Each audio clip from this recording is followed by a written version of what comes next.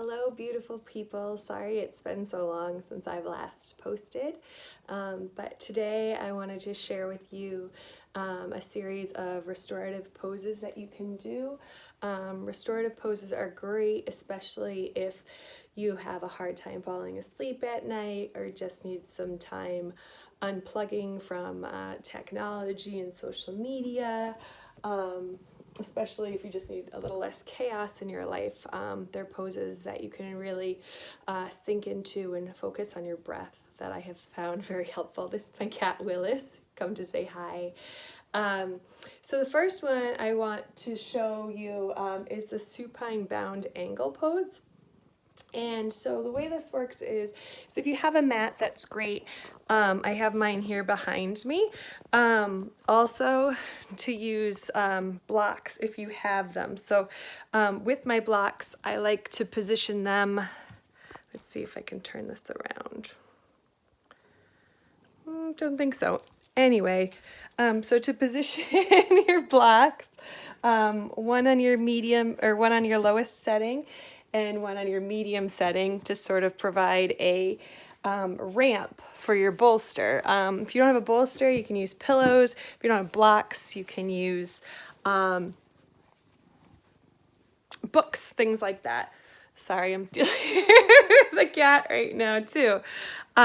So just lay your bolster down on your block so it's sort of like a ramp for your back.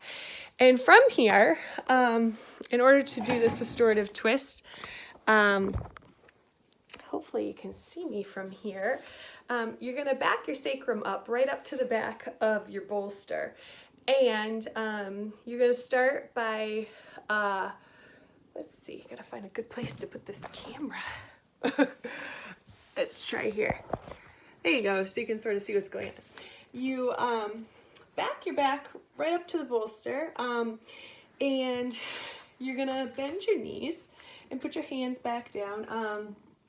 You can either start by flopping your knees to the right or to the left, whatever your body is asking for. I'm gonna move to the right, and essentially you're just gonna twist and lay into your bolster. You can decide to hug it underneath, and if you want even a deeper twist in your restorative twist, you can decide to take your neck and just turn it the opposite direction if that feels good. And all you're gonna do is just hang out here and breathe. And usually restorative poses are done for like 5 to 10 minutes. After I do my right side, I like to focus and change onto my left side because yoga is all about balance. So essentially what you would do is same thing. You'd back your tailbone up to the back of your ramp, flop your legs over to the other side. This time I'm going to the left, and twist your body so that you are hugging your bolster. And let your knees relax, let your face and jaw relax, your arms relax. You don't have to do any work here but breathe. And again, if you feel like you'd like a deeper twist, you just turn your neck and just settle on in to your bolster and breathe.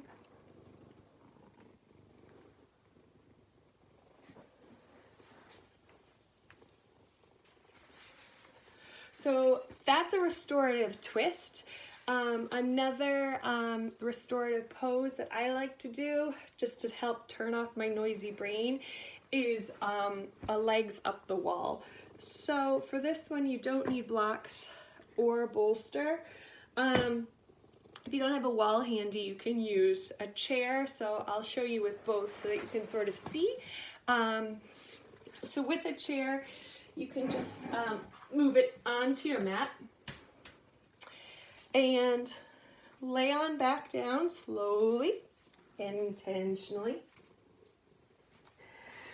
And from here, if you have your chair ready, you just sort of put your legs right up on your chair. And this is called our legs up the wall, or legs up the chair. Again, you want to hang out in this pose for about 4 to 5 minutes. Willis is showing you her yoga too. If you don't have a chair, and if you'd like to do it up the wall, and you have a wall handy, you could definitely do that. I sometimes also use a block. I know many of my fellow yogis also use a block. So if you use a block for your legs up the wall, you can put it on whatever setting is most comfortable for you. Excuse me, Willis. Essentially, you're just going to lay back down on your mat and put your block underneath your sacrum so that you can lift your legs up without any work, and you can just let your feet relax. So right now you can see my block here is on the lowest setting, but if you feel more comfortable having your block on a higher setting, if that feels better for your body, do that. And again, no work or effort is required here. You're just hanging out and breathing. No work in your legs, no work in your arms. You can relax your face and your jaw. And again, 4 to 5 minutes is ideal. You don't have to do these all in one day. You can sort of mix and match whatever you have time for. That's the beauty of yoga. Another pose that's a great restorative pose and is great in any yoga practice is child's pose.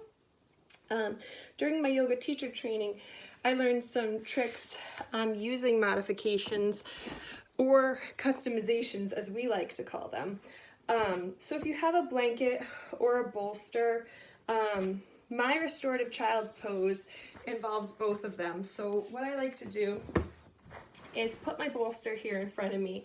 I also take my blanket and I put it in between my ankles and my knees. So I'm going to try to show you that here behind me.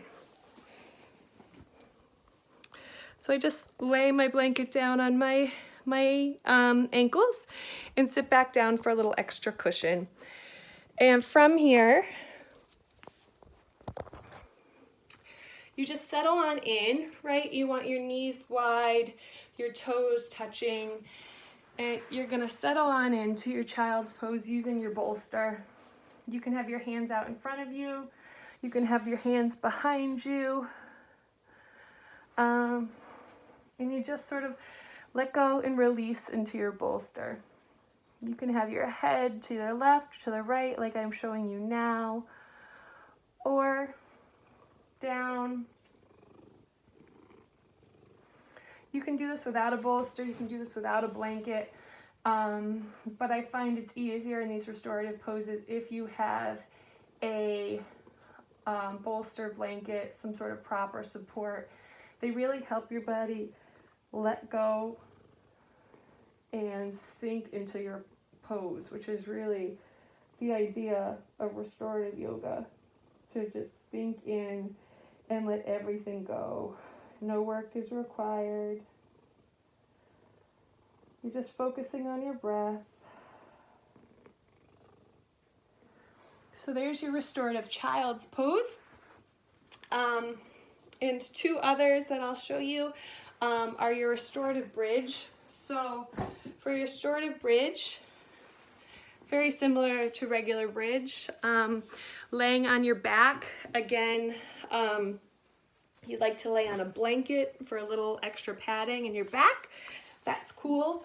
You're gonna have your legs bent with your feet about hip width apart, and you're gonna settle on back down. And for restorative bridge, your hands are going to be by your sides, and you're going to press up. And so this is our regular bridge, but in restorative bridge, you take your block, again, on whatever setting, low or medium, right underneath your sacrum, so that you can just chill out, as Willis is showing you, and hang here. Your bum can relax, your legs relax, your arms, you're not doing any pressing in through your feet. You're not doing any pressing in through your hands or your shoulders. You're just chilling out. If you'd like your knees to come together, some people enjoy that, or bring your ankles closer to your hands, also an option. And breathe.